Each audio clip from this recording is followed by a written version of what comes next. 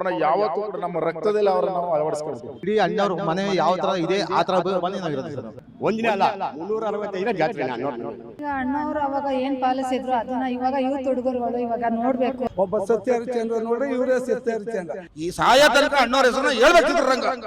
ಯಾರೇ ಕೂಗಾಡಲಿ ಊರೇ ಹೋರಾಡಲಿ ಅಂತ ಮತ್ತೆ ವರನಟ ಡಾಕ್ಟರ್ ರಾಜ್ಕುಮಾರ್ ಅವರು ಅಣ್ಣವರು ಸಂಪತ್ತಿಗೆ ಸವಾಲ್ ಮೂಲಕ ಮತ್ತೆ ರಿಲೀಸ್ ಸಂಪ್ರದಾಯಕ್ಕೆ ಒಂದು ಹೊಸ ಜೀವ ತುಂಬಿದ್ದಾರೆ. ಇವತ್ತು ಬೆಂಗಳೂರಿನ ಮಾಗಡಿ ರಸ್ತೆಯ ಪ್ರಸನ್ನ ಚಿತ್ರಮಂದಿರದಲ್ಲಿ ಮತ್ತೆ ದೊಡ್ಡ ಮನೆ ಅಭಿಮಾನಿಗಳ ಸಂಭ್ರಮಾಚರಣೆ ಶುರುವಾಗಿದೆ. ಮಾತಾಡಿಸ್ತಾ ಹೋಗ್ತೀನಿ. ಸರ್ ಹೇಳಿ, ರಾಜ್ಕುಮಾರ್ ಅವರ ಅಪ್ಪಟ ಅಭಿಮಾನಿಗಳು ನೀವು. ಯಾವಾಗಲೂ ಅವರ ಸಿನಿಮಾಗಳು ಬರುವಾಗ, ಅವರ ಮಕ್ಕಳ ಸಿನಿಮಾಗಳು ಬರುವಾಗ ಎಂಕರೇಜ್ ಮಾಡ್ತಾನೆ ಬಂದಿರ್ತೀರಾ. ಇವತ್ತಿನ ದಿನ ಎಷ್ಟು ವಿಶೇಷ ನಿಮಗೆ? ಇವತ್ತೊಂದು ದಿನ ಅಂತಂದರೆ ಹಿಂದೆ 51 ವರ್ಷ ಹಿಂದೆ ಬಂದಿರೋಂಥ ಸಿನಿಮಾ ಇದು ಸಂಪತ್ತಿಗೆ ಸವಾಲು. ಈ ಸಿನಿಮಾದ ಮುಖಾಂತರ ಎಷ್ಟೋ ಜೀವನಗಳೇ ಚೇಂಜ್ ಆಗಿದೆ. ಆ ಥರ ಎಲ್ಲ ಬದಲಾವಣೆ ಆಗಿದೆ. ದುಡ್ಡಿನ ದರ್ಪದಿಂದ ಮೆರೆಯುತ್ತಿದ್ದಂಥ ಇವ್ರನ್ನ ನಾವು ಸಾಮಾನ್ಯ ಜನನು ಯಾವ ರೀತಿ ಬದುಕಬೇಕು ಅನ್ನೋದನ್ನು ನಮ್ಮ ಅಣ್ಣ ಅವರು ಇದರಲ್ಲಿ ತುಂಬ ವಿಶೇಷವಾಗಿ ತೋರಿಸ್ಕೊಟ್ಟಿದ್ದಾರೆ. ಅಂಥ ನಟರು ಇನ್ನು ಈ ಭೂಮಿ ಮೇಲೆ ಹುಟ್ಟಕ್ಕೆ ಸಾಧ್ಯನೇ ಇಲ್ಲ. ಯಾಕಂದರೆ ಅವರು ಅಷ್ಟು ಅವ್ರು ನೆನೆಸ್ಕೊತ ಅಂದರೆ ವಜ್ರ. ಅವ್ರನ್ನ ವರ್ಣಿಸೋಕ್ಕೆ ಪದಗಳೇ ಇಲ್ಲ. ರಾಜ್ಕುಮಾರ್ ಅಂತಂದರೆ ಅಷ್ಟು ಒಂದು ಇದು ಅಂತ ತಿಳ್ಕೊಬೇಡಿ. ಆದ್ರೂ ಅವರ ಸಿನಿಮಾಗಳು ಒಂದೊಂದು ಸಿನಿಮಾಗಳು ಕೂಡ ಒಂದೊಂದು ಜೀವನ ಸಂದೇಶಗಳು ಕೊಟ್ಟು ಮಾನವನ ಜೀವನನೇ ಒಂದು ಬದಲಾವಣೆಗೆ ತಂದಿದೆ. ಅದರಿಂದ ನಾವು ಅವ್ರನ್ನ ಯಾವತ್ತೂ ಕೂಡ ನಮ್ಮ ರಕ್ತದಲ್ಲಿ ಅವ್ರನ್ನ ನಾವು ಅಳವಡಿಸ್ಕೊಬಿಟ್ಟಿದ್ದೀವಿ. ಸರ್, ಇನ್ನು ಪ್ರಸನ್ನ ಚಿತ್ರಮಂದಿರ ರಾಜ್ ಕುಟುಂಬಕ್ಕೆ ಬಹಳ ವಿಶೇಷವಾದಂಥದ್ದು. ಸುಮಾರು ಚಿತ್ರಗಳು ಇಲ್ಲಿ ಸೆಂಚುರಿ ದಾಟಿದೆ. ಈ ಖುಷಿ ಹೇಗೆ ಕಾಣಿಸ್ತಾ ಇದೆ? ಇದು ಇವತ್ತಿನ ಖುಷಿ ಅಲ್ಲ. ಇದು 75ರಿಂದ 74 75ರಿಂದ ಆವತ್ತವರೆಗೂ ಶಾಂತಲಾ, ಪ್ರಸನ್ನ, ಪ್ರಮೋದ್ ತುಂಬ ವಿಶೇಷ ಥಿಯೇಟ್ರಲ್ಲಿ ಅವ್ರಿಗೆ. ಅಣ್ಣವ್ರ ಫಿಲಮ್ ಅಂದರೆ ಜಾತ್ರೆ. ಇವರು ಇವತ್ತಿನೆಲ್ಲ ಸುಮಾರು 50-60 ವರ್ಷಗಳಿಂದ ಜಾತ್ರೆ ಇದು. ಈಗ ಏನಪ್ಪ ಅಂದರೆ ನಾವು ಹೊಗಳ್ಕೋಬಾರ್ದು ಅಣ್ಣವ್ರನ್ನ. ಅಣ್ಣವ್ರು ಏನು ಅಂದರೆ ಇಡೀ ದೇಶಕ್ಕೆ ಗೊತ್ತಿದೆ. ಅದರ ವಿಶೇಷವಾಗಿ ಇವತ್ತು ಏನಪ್ಪ ಅಂದರೆ ಸಂಪತ್ತಿಗೆ ರಿಲೀಸ್ 52 ವರ್ಷ ಆಗಿದೆ. ಈ ದಿನ ಬಂದಿದೆ. ಆ ಚಿತ್ರನೊಳಗೆ ಇಡೀ ಚಿತ್ರತಂಡ ಕಾಯ್ತಾ ಇದೆ ಅಭಿಮಾನಿಗಳು. ಸಂಜೆ 8 ಗಂಟೆವರೆಗೂ ಸಮಾರಂಭ. ಅಲ್ಲಿ ಪಟಾಕಿ, ಸಿರಿಮುದ್ದು, ಅನ್ನದಾನ, ಬ್ಲಡ್ ಬ್ಯಾಂಕು, ಆಮೇಲೆ ಕಟೋರ್ಕ್ ಹಾರಗಳು, ಇನ್ನೆಂದೂ ಕಾಣೋದಂಥ ವಿಶೇಷ ಹಾರಗಳು. ಆ ಥರ ಜಾತ್ರೆ ಯಾರೋ ಮಾಡ್ಕೊಬಂದು ಬೇರೆ. ಇದು 365 ಜಾತ್ರೆ. ದೊಡ್ಡ ಮನೆ ಒಂದಿನ ಅಲ್ಲ 365 ಜಾತ್ರೆನೇ ಅಣ್ಣವ್ರ ಮನೇಲಿ. ಅದು ನಮಗೆ ಅಣ್ಣವ್ರು ಅಂದರೆ ದೇವರು. ಕನ್ನಡ ಅಂದರೆ ಅಣ್ಣವರು, ಅಣ್ಣನೇ ಕನ್ನಡ. ಇಷ್ಟೇ ಸರ್, ಅಣ್ಣವರ ಕೆರಿಯರಲ್ಲಿ ಸಂಪತ್ತಿಗೆ ಸವಾಲು ಬಹಳ ವಿಶೇಷವಾದಂಥ ಮಾರ್ಕನ್ನು ಒತ್ತುತ್ತೆ. ನಾವು ನೋಡ್ತಾ ಇರ್ತೀವಿ, ಸುಮಾರು ಕತೆಗಳನ್ನು ಕೇಳಿದ್ದೀವಿ. ಸಂಪತ್ತಿಗೆ ಸವಾಲ್ ರಿಲೀಸ್ ಆಗೋ ಟೈಮಲ್ಲಿ ಏನೇನಾಯಿತು, ಶೂಟಿಂಗ್ ಹೇಗಾಯಿತು ಅಂತ. ಅಣ್ಣವರೇ ವಜ್ರಮುನಿಯವರನ್ನು ಸಜೆಸ್ಟ್ ಮಾಡಿರ್ತಾರೆ ಒಂದು ಪಾತ್ರ ಮಾಡಿ ಬನ್ನಿ ಅಂತ. ಆ ಆ್ಯಕ್ಟರ್ಗಳ ಮಧ್ಯೆ ಸ್ನೇಹ ಸಂಬಂಧಗಳು ಈಗಿನ ಚಿತ್ರರಂಗದಲ್ಲಿ ನೋಡೋದು ಬಹಳ ವಿರಳ ನಾವು. ಏನಕ್ಕಂದರೆ ಕಾಂಪಿಟೇಷನಲ್ಲೇ ಎಲ್ಲರೂ ಬಿದ್ದಿರ್ತಾರೆ. ಅದನ್ನು ಹೇಗೆ ನೀವು ಅಭಿಮಾನಪೂರ್ವಕವಾಗಿ ಮಾತಾಡ್ತೀರಾ? ಸರ್, ಮೊದಲನೇದಾಗಿ ನನ್ನ ಹೆಸರೇ ಮಯೂರ ಅಂತ. ಸಣ್ಣ ಪರಿಚಯ, ನಮ್ಮೂರು ಕೊಳ್ಳೇಗಾಲ. ನಾನು ಹುಟ್ಟಿದಾಗ ಮಯೂರ ಫಿಲ್ಮ್ ರಿಲೀಸ್ ಆಯ್ತಂತೆ. ಆಗ ಹುಟ್ಟಿದಾಗ ನನ್ನ ಮಯೂರ ಅಂತ ಹೆಸರಿಟ್ಟುವಾಗ. ನನ್ನ ತಮ್ಮ ಹುಟ್ಟಿದ ಹುಲಿಯಾನ ಫಿಲ್ಮ್ ರಿಲೀಸ್ ಆಯ್ತು, ಆಗ ಚಂಗುಮಣಿ ಅಂತ ಇಟ್ಟು. ನನ್ನ ಮಗ ಹುಟ್ಟಿದ್ದಾನೆ ಮುತ್ತುರಾಜ್ ಅಂತ ಇಟ್ಟಿದ್ದೀನಿ. ಈಗ ನನ್ನ ಮಗಳು ಹುಟ್ಟಿದ್ದಾಳೆ, ಅವಳಿಗೆ ಪುಣ್ಯಶ್ರೀ ಎಂದು ಪೂರ್ಣಿಮಾ ಅಂತ ಇಡಬೇಕಾಯ್ತು. ಸ್ವಲ್ಪ ಏನೋ ಹೆಸರು ಬಲ್ಲ ಪುಣ್ಯಶ್ರೀ ಅಂತ ಇಟ್ಟಿದ್ದೀನಿ. ನಾವು ಅಪ್ಪಟ ಅಭಿಮಾನಿ ಸರ್ ಅಣ್ಣವ್ರು. ನಾವು ಬಂದಿರೋದು ಗುಂಡ್ಲುಪೇಟೆ ಅಂತ ಕೊಳ್ಳೇಗಾಲದಿಂದ ಬಂದಿರೋದು ಈಗ. ಬಟ್ ನಾವು ತುಂಬ ಅಭಿಮಾನಿ.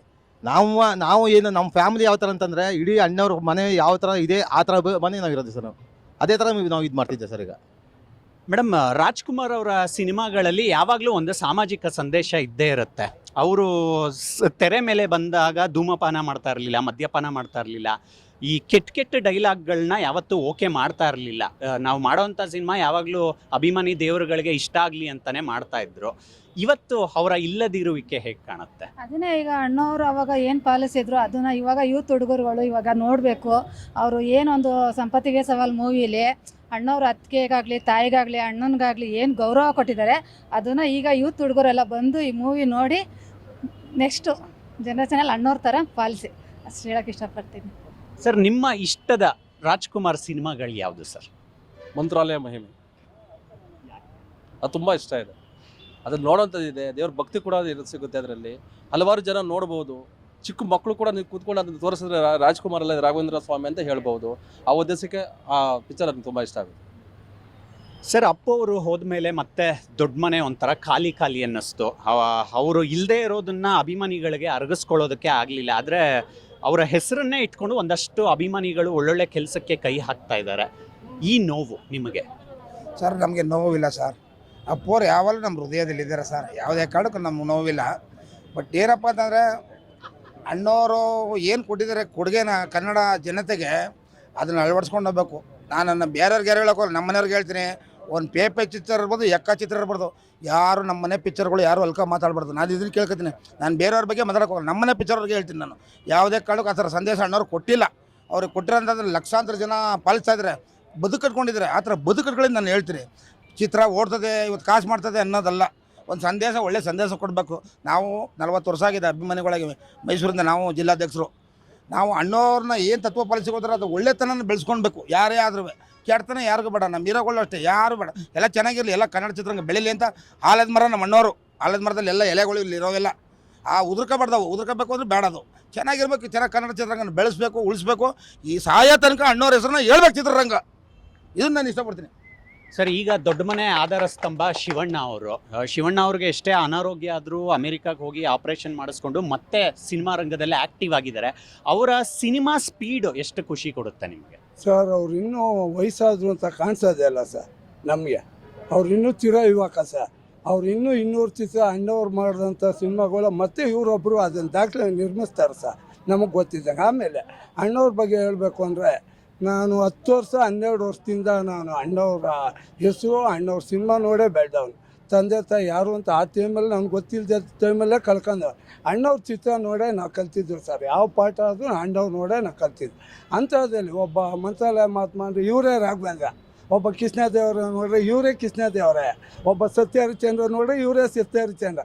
ನಾವು ಅವ್ರನ್ನೆಲ್ಲ ನೋಡೇ ಇಲ್ಲ, ಯಾರನ್ನೇ ನೋಡ್ರು ಒಂದು ಗೊಂಬೆ, ಅದು ಇವರೇ ನಿಜ ರೂಪ. ಒಬ್ಬ ಶ್ರೀನಿವಾಸ ಕಲ್ಯಾಣ ನೋಡಿ ಅವ್ರಿಗೆ ಏನಾದ್ರು ಕಿರೀಟ ಹಾಕ್ಬಿಟ್ರೆ ಅವರೇ ವೆಂಕಟೇಶ್ವರ. ನಾವು ಅವ್ರು ನೋಡಿ ಬೆಳೆದಿರೋ, ಅದಕ್ಕೆ ನಮ್ಗೆ ಯಾರೋ ತೋರಿಸಿದ್ರೆ ಚಿತ್ರಪಟ ತೋರಿಸ್ತಾರೆ ವಿನ ಇವ್ರನ್ನ ನಿಜ ರೂಪದಲ್ಲಿ ನಾವು ದೇವರ ಕಂಡಿದ್ದೀವಿ. ಅವ್ರ ಚಿತ್ರಗಳು ನೋಡೇ ನಾವು ಪಾಠ ಕಲ್ತಿರೋದು.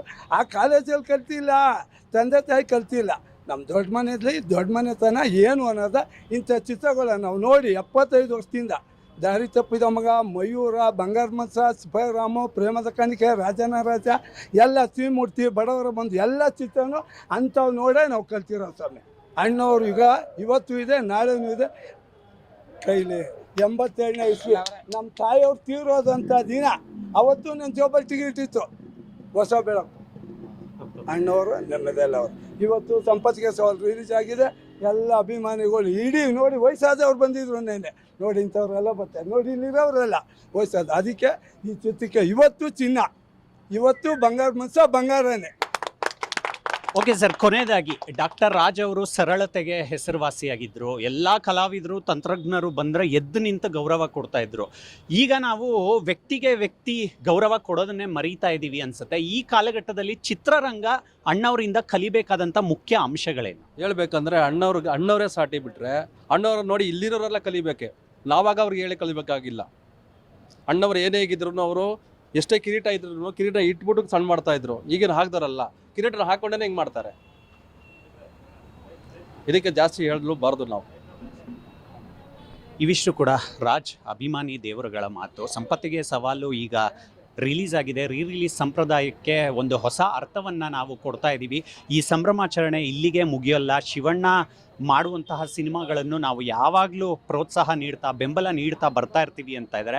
ಇತ್ತೀಚೆಗೆ ಕನ್ನಡ ಚಿತ್ರರಂಗದಲ್ಲಿ ಏನು ರಿಲೀಸ್ ಸಂಪ್ರದಾಯ ಶುರುವಾಗಿದೆ, ಅದು ಅಪ್ಪು ಅವರ ಸಿನಿಮಾಗಳಾಗಿರ್ಬೋದು, ಶಿವಣ್ಣ ಅವರ ಸಿನಿಮಾಗಳಾಗಿರ್ಬೋದು, ಈಗ ಕೆಲವೊಂದು ಡಿಜಿಟಲ್ ಟಚ್ನ ಜೊತೆಗೇನೆ ಸಂಪತ್ತಿಗೆ ಸವಾಲು ಬಂದಿದೆ.